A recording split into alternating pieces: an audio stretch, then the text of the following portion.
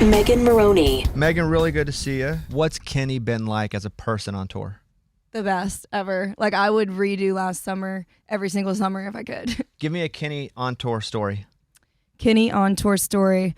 Okay, so one time, with the route, he gets to travel like the king of country he is. Me, not so much. So one time we had like a couple days off. The routing was weird, and we were stuck in a parking lot in like Ohio or something for a couple days. And he found out that we were having to do that. So he literally flew my crew. He sent his plane to middle of nowhere, Ohio, and put us in rooms in Malibu for a couple days just because he knew that we needed the rest, me and my team. Yeah. He's just like so kind and just so welcoming, and we learned so much from him. This song with Kenny, you had to be there. How'd that come together? So I was on a writer's trip with Jimmy James, which is that group of like Ben Williams, Mackenzie Carpenter, Micah Carpenter. We wrote I'm Not Pretty Together and Hair Salon.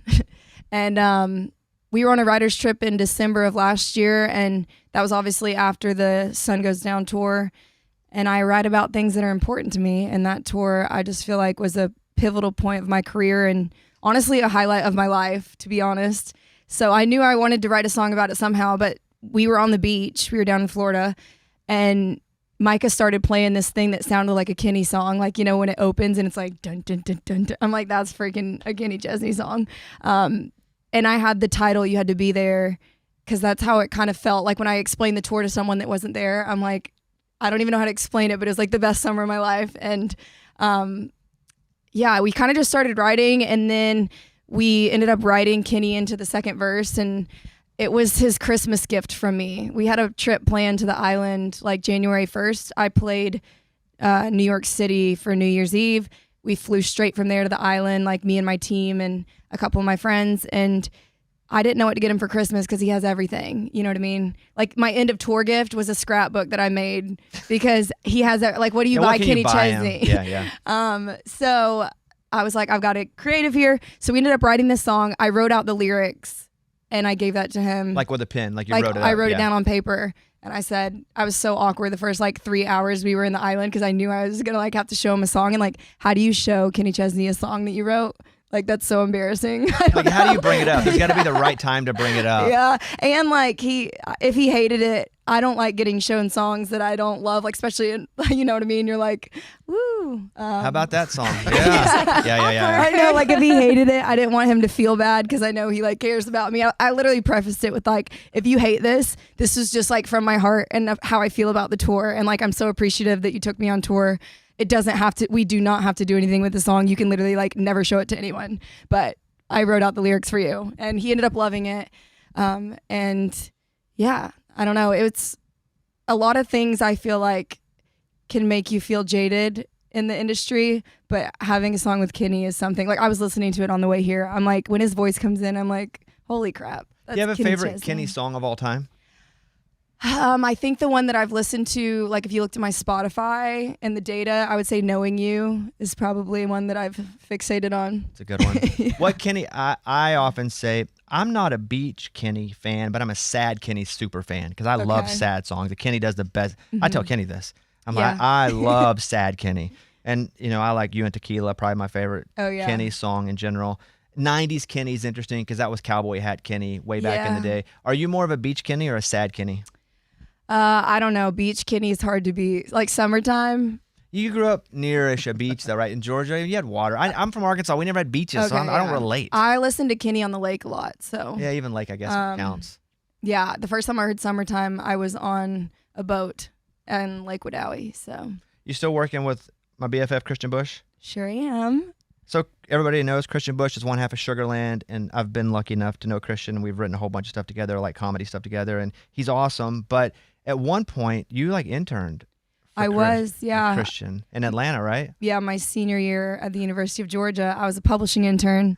So I was logging all the splits and figuring out how to do that, which was actually helpful because you learned the business. Yeah, I had to do it for myself. What does he do with you? Like, what's you guys' relationship professionally now? He's my producer. So he's producing the music. Yeah, he did the Kenny song and then on all of my music. Isn't he the most positive guy? Yes. Like such he makes you and he's feel so good. smart. Yes. Sometimes he loses me. Like he'll have some crazy philosophical thing and I'm like, you lost me. That's his brother for me sometimes too. Brandon's the Yeah. same way, like way smart, Yeah. and you're like, I don't know, can you like ELI 5? Because I do not understand this. Oh, are you having fun? Like, yes, the most fun. Like this tour that I'm on, the MIOK tour, has been the most fun I've had on the road, and I just feel, I don't know, I feel like it's just the best time ever. My fans are the best. You know, you're making it whenever TikToks are going viral of your entrances, and I see that of yours, of your like come out and Oh yeah, yeah, where like people like, and then what you the do really before, dramatic moon thing. Yeah, I've seen that a bunch.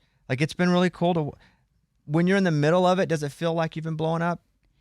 I think when I hear, like, it's during the shows where I'm like, wow, a lot has changed, because I sing the whole album, and the least streamed song on the album, which I'm not even sure which one that is, but they sing every single word to every single song, which is when I'm like, oh wait, this is more than just whatever it used to be, you know? And I just feel grateful for fans who, I don't know, I guess they feel connected to me because we're all going through the same stuff and they like my songwriting. And as a songwriter, to hear a whole room of people sing every single word is like, okay.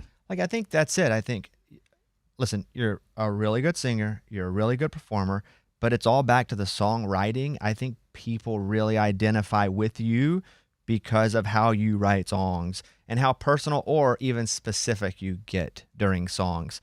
Were you ever at the beginning like, maybe we shouldn't be so specific? Because that's kind of a new trend, to be extremely specific. Yeah, I'm not even sure it was on purpose. I think I was just like, I didn't know how to write a song. I was just writing, you know?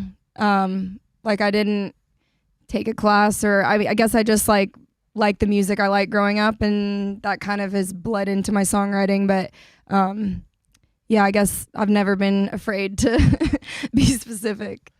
What was the first song you learned to play and sing at the same time? Strawberry Wine. And that's monumental when you can do the hands-on rhythm and also sing. Yeah, how old were you? I was like 16. How did you get your first guitar? I wouldn't stop crying over my first boyfriend. He broke up with me. My heart was shattered. My dad took me to Guitar Center on like Labor Day or something, so they're having the sale. I picked out one that was not on sale. He didn't realize that till they wiped it off and they got it to the front, and they were like, sorry, sir, this one's not on sale. And I looked at my dad and I said, I've had my heart broken once this week. I think I could handle it again if you don't want to get this. And that's how I ended up with it. And now I've retired it from the road because it's sentimental and it means a lot to me. So I don't, because, you know, sometimes you got to perform in the rain and stuff. So I don't take that one on tour anymore, but I do have it still. When you moved to Nashville, what was harder than you expected it to be? Everything. I think, I would say, I guess, just figuring out your groove of like people to write with and stuff. Like, cause I wrote by myself for the first year basically. And I think and also kind of, I guess, just keeping after it when nothing's happening. Cause for the first like 2 years, I was writing songs every day, going to every single possible social event I could go to, every writer's round, and not much happened. So I think just like, it's hard to stick with something when you don't see the results right away, you know? Amy, anything for Megan? Yeah, I guess I'm just curious, like when you said that you go to bed really late, but then you also wake up early. Yeah. They say sleep is so important, and you're on the younger side of all of this, but do you prioritize good sleep, or what do you do to take care of yourself with all the craziness? So on the road is where I don't get sleep. At home, I don't leave my bed. So I do think I like compound my sleep, and then I can live off little sleep on the weekends. But also, I guess like I wake up in the morning, but there's also nap times during the day that I can have on the road, you know? So, yeah, sleep is important, but it's not always easy. It's a Bobby Bones show.